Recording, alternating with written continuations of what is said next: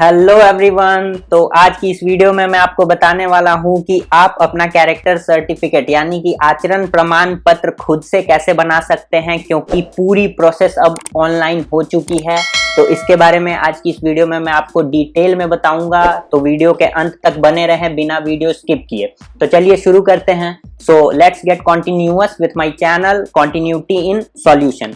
सबसे पहले आपने करना क्या होगा, आप अपना ब्राउजर ओपन कर लेंगे।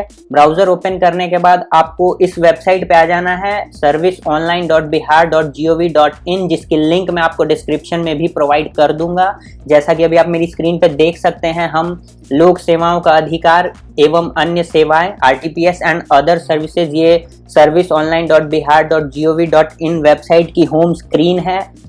इसके बाद आपने करना क्या है, आपने लोक सेवाओं का अधिकार की सेवाएं इस सेक्शन में जाना है। इस सेक्शन में जाने के बाद आपको यहाँ पे गृह विभाग का ऑप्शन दिख रहा है, उसको सेलेक्ट करना है। उसमें आप यहाँ पे देख सकते हैं आचरण प्रमाण पत्र के लिए आवेदन, इस पे आप क्लिक करेंगे। क्लिक करने के बाद जैसे कि जो फॉर्म खुलेगा, जिस फॉर्म को आपने फिल करना है, आप उस पेज पे रीडायरेक्ट हो जाएंगे।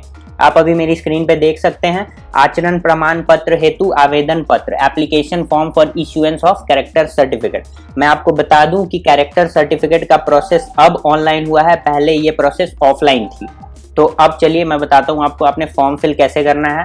सबसे पहले आपने एप्लीकेंट का जेंडर सेलेक्ट कर लेना है, जो भी एप्लीकेंट का जेंडर है। जेंडर सेलेक्ट करने के बाद आपने एप्लीकेंट के जेंडर के हिसाब से अगर उसके नाम में कोई अभिवादन यानी कि सैल्यूटेशन लगता है तो उसे आप यहाँ पे सेलेक्ट कर सकते हैं। जैसे कि मैंने जेंडर सेलेक्ट किया है मेल, तो मुझे ऑप्शन आ रहा है श्री या फिर कोई अभिवादन नहीं। तो अगर एप्लीकेंट के नाम के आगे श्री या फिर अगर एप्लीकेंट लेडीज है तो उनके नाम के आगे श्रीमती लगता है तो आप यहाँ से सेलेक्ट कर सकते हैं, नहीं तो फिर आप कोई अभिवादन नहीं रहने देंगे। इतना करने के बाद अब आपने करना क्या है, आपने एप्लीकेंट का नेम एंटर कराना है। एप्लीकेंट का नेम एंटर करने के बाद आपने स्पेस बार पे क्लिक करना है, तो इधर ऑटोमेटिकली एप्लीकेंट का नाम हिंदी में आ जाएगा। उसके बाद आपने एप्लीकेंट के फादर का नाम एंटर करना है। एप्लीकेंट के फादर का नाम एंटर करने के बाद आप स्पेस बार पे क्लिक करेंगे, फादर का नाम ऑटोमेटिकली हिंदी में आ जाएगा। उसके बाद अब आपने एप्लीकेंट की मदर का नाम एंटर करना है, तो मदर का नाम आपने एंटर किया। एंटर करने के बाद स्पेस बार पे क्लिक करेंगे, मदर का नेम भी ऑटोमेटिकली हिंदी में आ जाएगा। अब आपने करना क्या है, जैसे कि अगर आप किसी फीमेल एप्लीकेंट का एप्लीकेशन दे रहे हैं तो उसके वो अगर मैरिड हैं तो उसके हस्बैंड का नाम आप यहाँ एंटर करेंगे, स्पेस बार पे क्लिक करेंगे तो उसके हस्बैंड का नाम भी इधर हिंदी में आ जाएगा। अब आपने एप्लीकेंट का मोबाइल नंबर देना है। एप्लीकेंट का मोबाइल नंबर एंटर करने के बाद आपने एप्लीकेंट की ईमेल आईडी एंटर करनी है। ईमेल आईडी और मोबाइल नंबर एंटर करनी इसलिए भी जरूरी है क्योंकि जो आपकी एप्लीकेशन का स्टेटस होगा वो आपको अपडेट मिलती रहेगी आपके मोबाइल नंबर और ईमेल आईडी पे। उसके बाद अब आप आ जाते हैं रेजिडेंशियल एड्रेस यानी कि आवासीय पता वाले सेक्शन में। यहाँ पे आपको पहले अपना स्थायी पता देना है, यानी कि जो आपका परमानेंट एड्रेस है उसको सेलेक्ट करने के लिए यहाँ पे जैसा कि आप देख सकते हैं स्टेट में बिहार सेलेक्टेड है ऑलरेडी। अब आपको अपना डिस्ट्रिक्ट सेलेक्ट करना है, तो डिस्ट्रिक्ट सेलेक्ट करने के लिए अब आप अपना डिस्ट्रिक्ट सेलेक्ट कर लेंगे। डिस्ट्रिक्ट सेलेक्ट करने के बाद आपने अपना सब डिवीज़न सेलेक्ट करना है, सब डिवीज़न सेलेक्ट कर लेंगे। उसके बाद आपने अपना ब्लॉक सेलेक्ट करना है, तो आप अपना ब्लॉक भी सेलेक्ट कर लेंगे। ब्लॉक सेलेक्ट करने के बाद अब आपने यहाँ पे अपना विलेज और जो आपका टाउन का नाम है उसको एंटर करा देना है। तो यहाँ पे जैसे कि मैंने विलेज टाउन का नाम इंग्लिश में एंटर किया तो इधर हिंदी में थोड़ी गलत आ रही है, तो इसको अभी मैं सही कर देता हूँ। जैसा कि अभी आप देख सकते हैं मेरी स्क्रीन पे, उसको मैंने सही कर दिया। अब आपने अपना पोस्ट ऑफिस एंटर करना है। पोस्ट ऑफिस एंटर करने के बाद फिर से आपने स्पेस बार पे क्लिक करना है। तो यहाँ पे जैसे कि ये भी हिंदी गलत आ रहा है, तो इसको आप सही कर सकते हैं खुद से भी। अब आपने अपना पुलिस स्टेशन सेलेक्ट करना है, तो मैंने अपना पुलिस स्टेशन सेलेक्ट कर लिया। आपने अपना वार्ड नंबर एंटर करना है, वार्ड नंबर इस बॉक्स में सेलेक्ट कर लेंगे, एंटर करा देंगे। उसके बाद अब आपको सेलेक्ट करना है आपका स्थानीय निकाय का प्रकार यानी कि टाइप ऑफ लोकल बॉडी।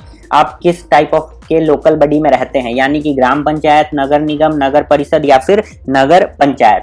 तो जैसे कि मैं रहता हूँ नगर परिषद में, तो मैंने नगर परिषद को सेलेक्ट किया। उसके बाद आपका जो भी नगर परिषद है उसको आपने यहाँ पे सेलेक्ट करना होगा, तो मेरा नगर परिषद है जो मैं यहाँ पे सेलेक्ट कर लेता हूँ।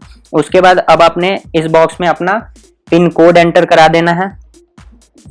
पिन कोड एंटर कराने के बाद अब आपको यहाँ पे ये पूछ रहा है प्रेजेंट एड्रेस, जो कि आपका प्रेजेंट एड्रेस है। तो अगर आपका परमानेंट एड्रेस और प्रेजेंट एड्रेस अलग है तो यहाँ आप प्रेजेंट एड्रेस अपना अभी का देंगे, या फिर अगर आपका परमानेंट एड्रेस और प्रेजेंट एड्रेस सेम है तो आप जस्ट यहाँ पे क्लिक कर देंगे ऊपर जैसा, यानी कि सेम एज अबव। तो जो आपका परमानेंट एड्रेस है वही सेम कॉपी होके आपके प्रेजेंट एड्रेस में आ जाएगा, यहाँ आपको एंटर करने की कोई ज़रूरत नहीं है। तो जैसा कि अभी आप देख सकते हैं मैंने सेलेक्ट किया सेम एज अबव, तो ये मेरी पूरी डिटेल कॉपी होके आ चुकी है। इसको करने के बाद अब आपने यहाँ पे एप्लीकेंट का फोटोग्राफ एंटर कराना है, तो इसको आपने जहाँ कहीं भी रखा है उसको आप चूज फाइल पे क्लिक करके एंटर करवा सकते हैं। तो जैसे कि मैंने यहाँ पे फ़ोटो रखी हुई है तो मैं इसे सेलेक्ट करके यहाँ पे मैंने एंटर करा दिया। मैं आपको बता दूं कि एप्लीकेंट की जो फोटोग्राफ है वो 350 KB से ऊपर की नहीं होनी चाहिए, उसका मैक्सिमम साइज 350 KB ही होना चाहिए। उसके बाद अब आपने अपना प्रोफेशन सेलेक्ट कर लेना है, आप क्या करते हैं। प्रोफेशन में बहुत सारे ऑप्शंस हैं, यानी कि आप स्टूडेंट हो सकते हैं, गवर्नमेंट सर्विस करते हैं, प्राइवेट सर्विस करते हैं, आपका बिजनेस है, या आप फार्मर हैं, या फिर हाउसवाइफ या अदर। तो आप जो भी हैं आप यहाँ से अपना सेलेक्ट कर लेंगे। इसको सेलेक्ट करने के बाद आपने अपना पर्पस ऑफ एप्लीकेशन देना है कि आप किस उद्देश्य से आप ये एप्लीकेशन दे रहे हैं। तो यहाँ पे भी जैसे बहुत सारे ऑप्शन हैं, विभिन्न सरकारी विभागों, निगमों, निकायों में संविदा, ठेका पर काम, बहुत सारे हैं, ये आप पढ़ के दे सकते हैं। जैसे कि मैं दे रहा हूँ पासपोर्ट के लिए, तो मुझे यहाँ पे पासपोर्ट हेतु आवेदन ऑप्शन को सेलेक्ट कर लेना है। इसके बाद अब आपको यहाँ पे ये एक सेक्शन है जिसमें पूछ रहा है पिछले 2 वर्षों का अधिवास विवरण, यानी कि domicile detail of last 2 years. अब इसमें क्या करना होगा हमें, जैसे टाइप में हमें सेलेक्ट करना है वर्तमान। उसके बाद आपको अपनी डिस्ट्रिक्ट सेलेक्ट कर लेनी है, तो डिस्ट्रिक्ट मैंने अपनी डिस्ट्रिक्ट सेलेक्ट कर ली। अब आपको यहाँ पे आपका पुलिस स्टेशन सेलेक्ट करना है, तो पुलिस स्टेशन मैंने यहाँ पे सेलेक्ट कर लिया। अब आपको यहाँ पे ये आपकी पूरी डिटेल देनी है, जो भी आपका मतलब आधार कार्ड होगा जिसमें आपकी डिटेल होंगे वहाँ से आप इसे एंटर करवा सकते हैं। तो अब मैं एंटर कर देता हूँ।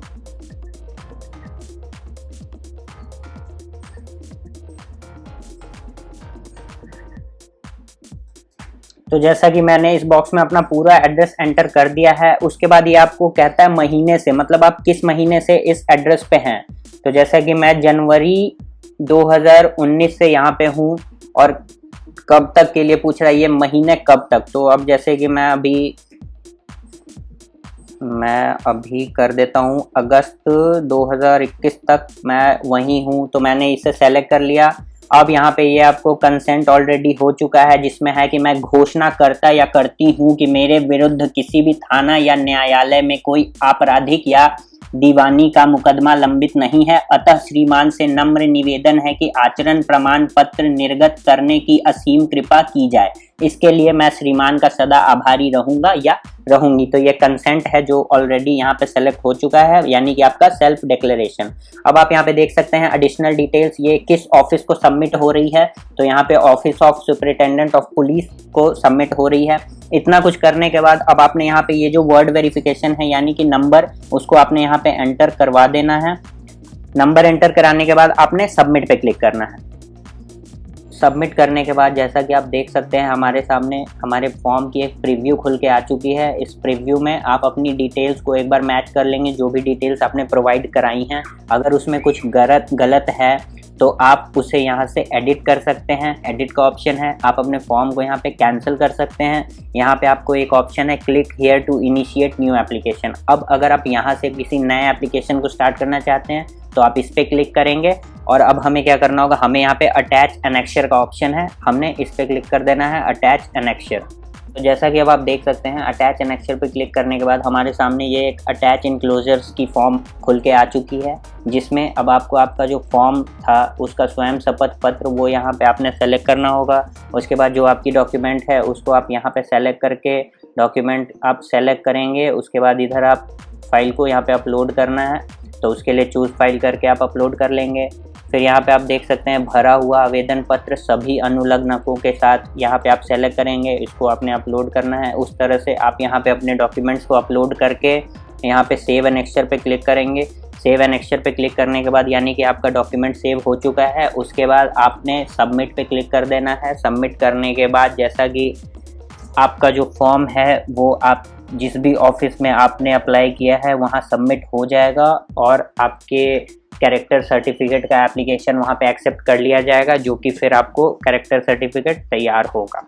तो ये पूरी प्रोसेस थी कि आप कैरेक्टर सर्टिफिकेट ऑनलाइन कैसे बना सकते हैं। तो आई होप कि आज की मेरी ये वीडियो आपको बहुत ही हेल्पफुल लगी हो। तो आप मेरी वीडियो को लाइक ज़रूर करें, मेरे चैनल को सब्सक्राइब करें और बेल आइकन को दबाना ना भूलें, ताकि हमारी आने वाली वीडियोज़ की नोटिफिकेशन सबसे पहले आपको मिलती रहे।